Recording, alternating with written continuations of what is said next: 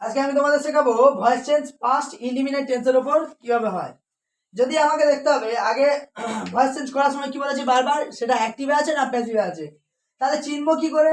যদি প্যাসিভে থাকে তখন একটা কি থাকবে, একটা প্রিপোজিশন অ্যাড থাকবে। প্যাসিভে থাকা মানে একটা প্রিপোজিশন কি থাকবে, যুক্ত থাকবে প্যাসিভে থাকলে।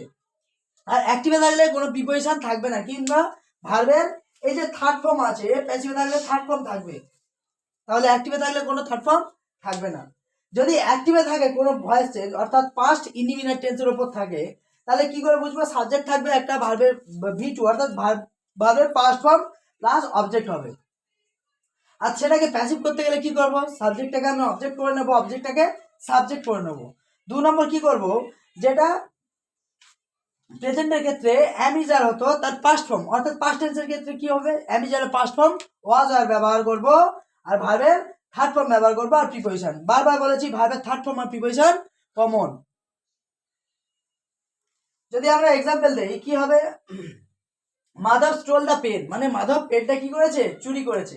তাহলে এখানে কে চুরি করেছে? মাধব সাবজেক্ট হয়ে গেল, আর ভার্বের পর কি বলেছি, অবজেক্ট থাকে দ্য পেন। দ্য পেনটা আমি কি করলাম, অবজেক্ট ছিল সাবজেক্ট করে নিলাম, তারপর কি বলেছিলাম একটা ওয়াজ আর বসবে, যার জন্য দ্য পেন সিঙ্গুলার নাম্বার, যার জন্য ওয়াজ বসেছে।